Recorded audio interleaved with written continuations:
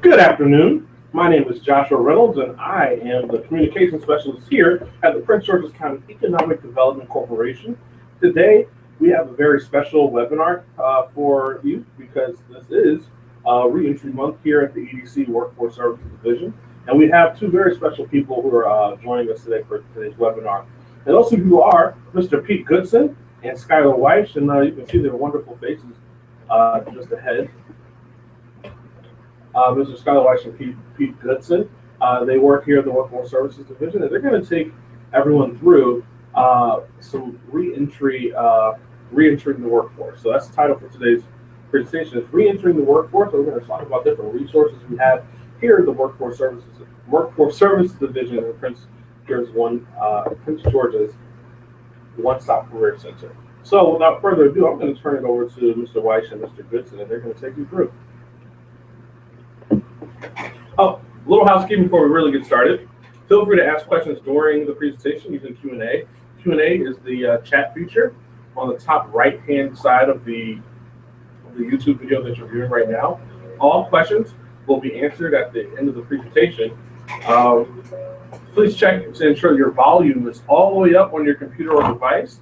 And then also, that was just a little warning that we put into our presentation that asks you to make sure you turn your phone down so that you can pay full attention to our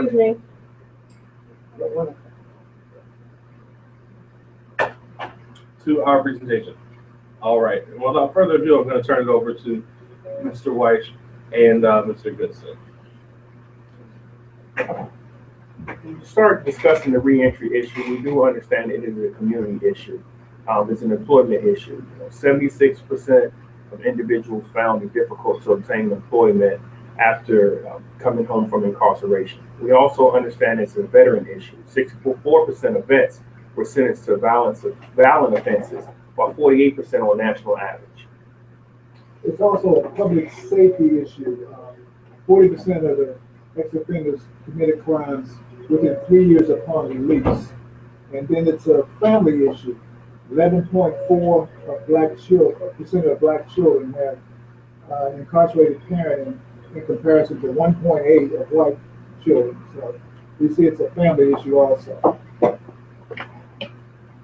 The key what we want to discuss today is really when you go out and you start seeking employment, your attitude towards the job search is very, very critical. We understand that other people are determined to see you fail. That's some of the perception. But we want to counter that with saying, hey, I'll be an example for others to follow. Some key indicators is, hey, I do not have enough education to gain employment. These are things that our returning citizens face on a daily basis, but it's critically important to understand that you have to be willing to attend job training programs to enhance your current skill set. And you can rely on resources that are available to assist you. One of the things we do here at the Prince George's County One-Stop Career Center is we provide training for those individuals who are qualified in industries that are in demand and that are growing. A great example of this is the CDL industry. We do know and understand that on a national average, CDL drivers are growing by 8%. But when you look here and really uncover the state of Maryland, it's found that CDL drivers are growing by actually 11%. So the opportunity is there.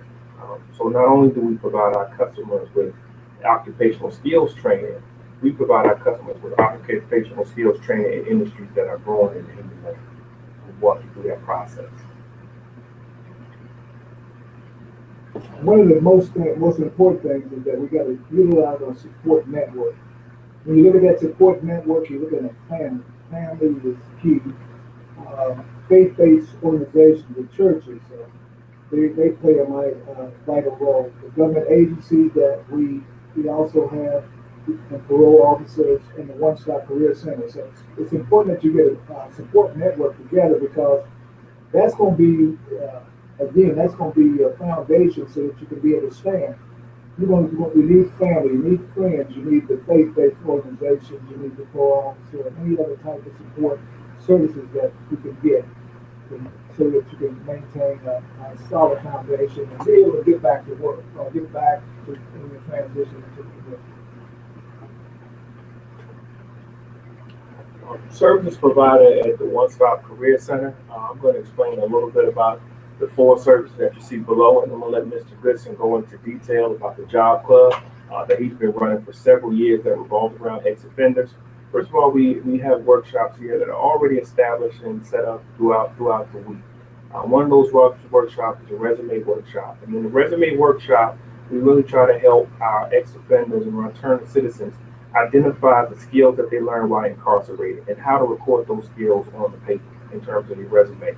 Should I come up with a functional resume? Should I come up with a chronological resume? Or maybe I can compose a resume that's a mixture of both. The federal bonding program has been around for over 50 years. That's another service that we really highlight and help our returning citizens as they go out and they try to gain employment opportunities. It's a letter stating that they can be assured by the state. We itemize that for you, we customize the letter, and also explain to you how to present that letter to a potential employer.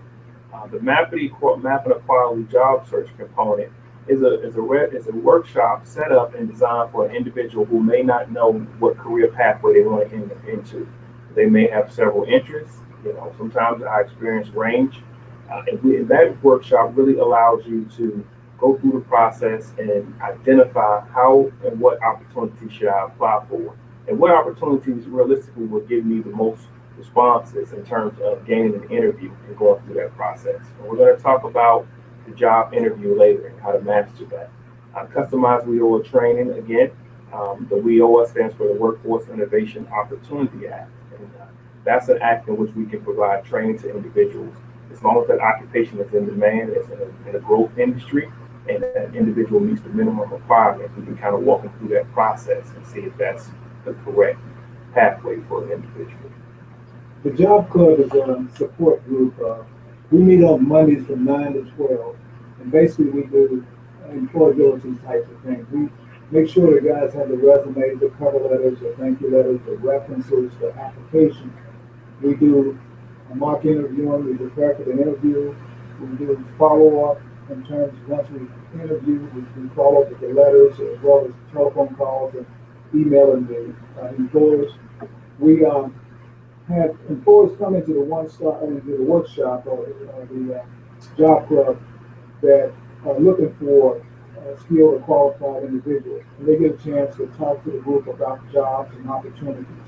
We also have individuals that come back that there are success stories that have already come through a job club workshop and they've been able to get a job and they're doing well, and they've come back and talk to the group about how they were able to get a job and obtain that particular position. In addition to it, it's a good time that we can network with one another, because a lot of times the guys may find jobs in different areas. Maybe it's not for them, but they know another person in the job club that may need that type of, that's looking for that type of job. So it's a good support group. It's a good time to network. It's also, it prepares us for that, for obtaining employment. And again, we can't interview enough. We can't, the more we do it, the better we get at it. So we are constantly practicing, constantly working it, but we're also doing job search at that time. So it's a very productive 3 hours that we come together. How to prepare for a job search. The first is 4 steps, 4 minimum steps to prepare for a job search and how that assists. First of all, you want to create your resume. You want to create your resume. We do encourage that an individual attend at least one of our resume writing workshops. The resume writing workshop does have 2 parts. We encourage that individuals attend both parts of the workshop. However, if you only can attend one part, we want you to attend at least one part. After you create your resume and you display all those great skills and abilities and knowledge on it, you want to share with your network. We understand that in 2017, so the best way to gain employment is really to share with your network and know about how to develop a network and know who's in your network that may hire you. One of the things that Mr. Goodson does in his career club, his job club, is he talks about building your network and identifying your network. So that's critically important. After you share it with your network, you want to start attending job fairs and hiring events. We have those job fairs and hiring events right here at the One Stop. We have a business team that's dedicated to going out and encouraging businesses to come into the One Stop. and they actually set up hiring events. So once an individual creates their resume and shares it with their network, they can actually go into the process and come here for hiring events. And then you want to obtain the federal bonding letter. You want to obtain your federal bonding letter as you go through this process. Don't wait until you have an interview opportunity to obtain your federal bonding letter. One of the best practices here at One Stop is going through and obtaining that federal bonding letter as soon as possible. Right, and also to know how to present that federal bonding letter to the employers.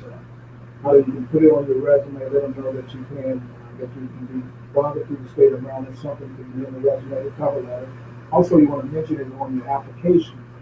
And we can also teach our customers how to present that federal bonding letter to prospective employers. Job search techniques and your resume. We talked about creating a resume. In many cases, you want to create a functional resume to highlight your skills and focus on your accomplishments. Don't just tell what you did while working. Tell kind of what you did that was above the call of duty. So, for example, if you were supposed to make 8 deliveries in an 8-hour period, but you made 11 deliveries, you want to highlight the 3 additional deliveries that you did. That's an accomplishment. You want to be as specific as possible. You want to communicate how you have the skills requirements to do the job. Remember, that resume is a reflection of your work history and your accomplishments, but that resume should always reflect and make that employee want to know more about you. Hey, I've reviewed his resume. I want to bring him in to talk. In terms of being honest, Mr. Goodson is going to elaborate that on how to really address those background issues on your resume. You want to be honest. When they ask the question, have you ever committed a crime, or you've ever had a misdemeanor or felony, you can always be honest. You can say yes, we'll explain in the interview. Yes, we'll give you more details during the interview. But you want to be honest about it because you don't want to not indicate that you do have a felony or misdemeanor and get the job, and within a couple of weeks you're doing a great job, and they're coming to you that they got to let you go because of your background. So we want to be honest, and the key is not only being honest, but have a great resume, have a great application, have it so well done that the employer will look at that question, but he or she will be so interested in seeing you because you have a great resume, great application, and have the skills and qualifications they need in order to perform the job. So it's important that you be honest on your application, and then just in your interview process with the employer. You want to communicate that you have the skills required to perform the job. As Skylar said, that's the key. It's good to have that on your resume, but you got to be able to talk about it in the interview process. So to be able to communicate those same skills that you do have on your resume is major. So they realize that resume reflects you, but that's you can talk, you can speak on those points and speak intelligently enough to know that you know what you're doing and you know the job. The interview objectives are to educate. We should try to know as much as we can about the particular company we're interviewing them. So the more information we can get about the company, about the job we're applying for, and then we'll apply our skills and education appropriate to the job. So the interview process, you want to educate yourself as much as you can about the company, the job, and the interview process. Is it going to be a telephone interview, and then going to be with the hiring people? It's going to be a panel. Try to get all the information you can. You want to educate yourself as much as possible. That's true. And the interview is an opportunity to be, excite and energize, and like Mr. Goodson speaking to, when you have that person sitting across from you, they want to also know that you're excited and that you're energetic about actually getting the opportunity and going through the opportunity, and that you can perform the tasks and duties at hand. I like that part about excite. We got to bring the energy, as Skylar said, to the interview. You want the employer to know that you really want to be there. Oftentimes the employers will interview a lot of people. If they interview about 7 or 8 people, by the time you get to that interview and see that interviewer, he or she may be energy-wise may be low. You can come in with some energy and excitement, and I'm glad to be here and talking upbeat about your skills and experience. that interviewer remembers you because of the excitement of the interview that you brought to that interview. So what does the employee want to know? So you're sitting in front of the employee, you're at the interview, he or she has already had a strong interest in you because they brought you in. They want to know if you have the experience and training to perform the job. Are you dependable? Are you efficient and productive? Another thing the interview want to know, they want to understand and see if you fit into their work culture and you understand the acceptable things. Remember, understanding and dealing with work culture is a very, very, sometimes to be a difficult situation because one is was acceptable at one place of employment. It may not be acceptable at this other place of employment, but it could be the same behavior. Exactly. The other thing you want to remember when the employer, he or she wants to know if you can perform the job and all that. But it all comes down to money. When you look at the bottom line, is that if I come in and I don't have the experience or I get by some kind of way and get hired and I can't perform the job properly, the employer has to go back through the process and let me go find someone else. That costs the employer money. The dependability, again, that not only showing up on the job on time, but also be able to take assignments and be able to get them done in a timely manner is important. And being productive, being able to come in and pick up and really be productive those 8 hours you're there, how long you're working. So all of that creates, when you look at the bottom line, that's money for the employer. So the employer really needs people that can hit the floor running and being able to do the things that you want them to do. Addressing your record, your background, it's very important that we be transparent. The bottom line is that, even though we have a misdemeanor or felony, the fact is that, we served our time or we did our time of probation, we have to be able to talk about that in a way. It's not so much being detailed, but we got to let everybody know that we did do this, but we got to own it first thing. And we got to talk about what we've learned from that experience and who we are right now. We also want to share the skills gained while we're incarcerated. A lot of times, our returning citizens have done a lot of good things while incarceration. They've gotten a GED, they've gotten college degrees, they've gotten apprenticeships.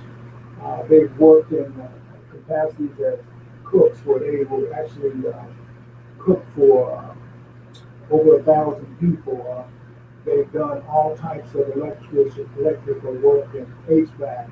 So they got a lot of great skills. So those same skills that we obtained while we were incarcerated, those are some skills we can talk about during the interview. We can put on our resume. And also we want to emphasize our desire, we want to make a new start. That, that's the past, I made some mistakes. But now I'm on this right path and I want a new start. I want a new career. So we own it. We make it important know that we have a desire to make a new start. And then the final thing we can look at is the fellow bonding. The fellow bonding can help us as we apply for those jobs in the private sector. It's like the employers may look at me as one that have experience and skills and all of that, but still, because of my incarceration, I'm seen as a high-risk individual. So the fellow bonding will actually level that playing field, allow that employer to be able to receive a bonding, or I can be bonded or insured. So the employer knows that if anything should happen while I'm working there, the company's covered. So the insurance will kind of give that employer a little bit more, he'll feel a little bit more easy about allowing me to come on board. So the fellow bonding kind of levels the playing field. It's another positive piece along with the work opportunity tax credit. Any type of positive things that we can use as we address our criminal background. We want to use that. And the fellow bonding program, as I said before, it reduces the risk for employers and makes them more likely to hire ex-offenders.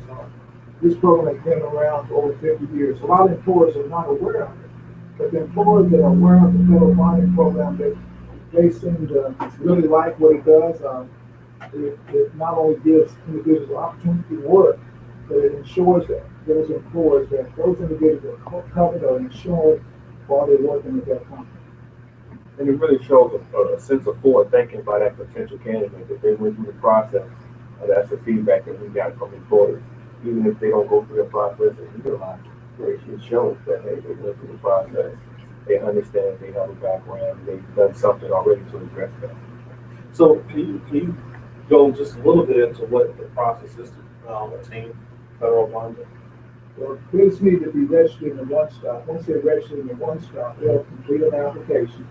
Once they complete the application, Skylar, I will give them a letter of eligibility. Okay. And the letter of eligibility means that they can be bonded through the state of Maryland for $5,000. So with that letter of eligibility, when they do a job search, once they find an employer wants to hire them and participate in the federal bonding program, it's just a matter of them contacting Baltimore, the state bonding coordinator. They will ask the employer some questions in reference to my employment.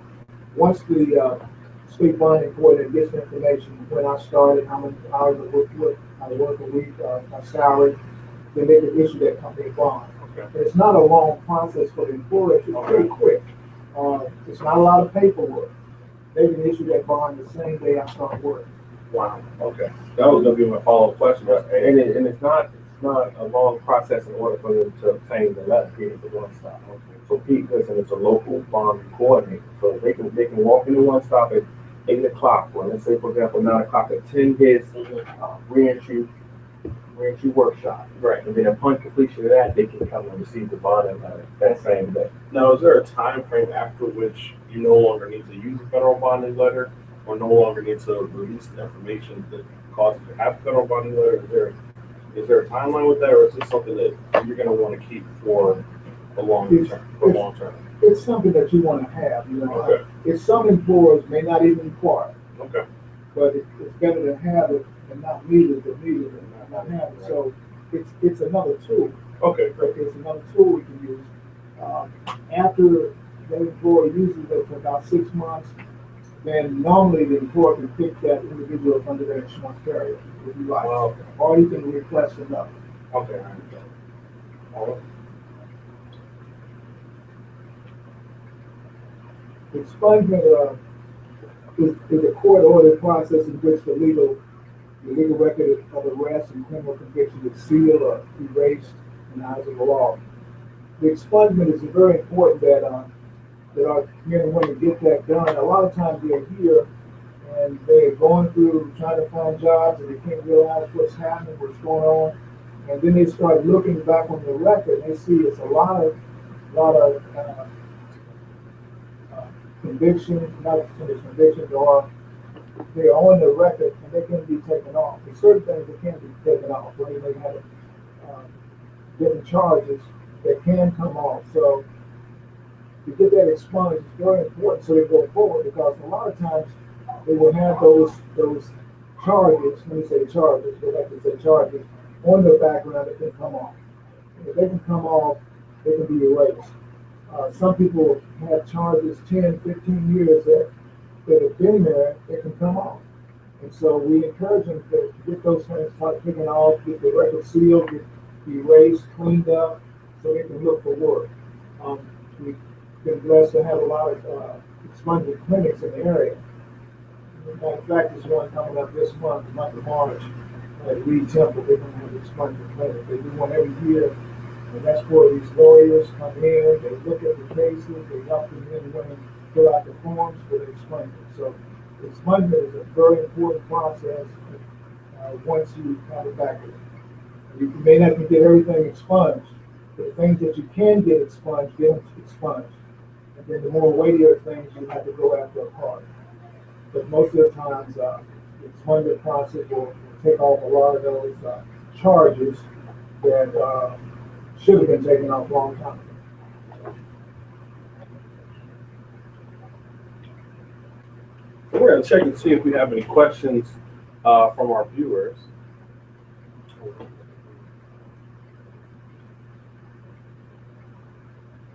All right, it doesn't look like we have any questions from our viewers. So we have one more thing we want to share with everyone.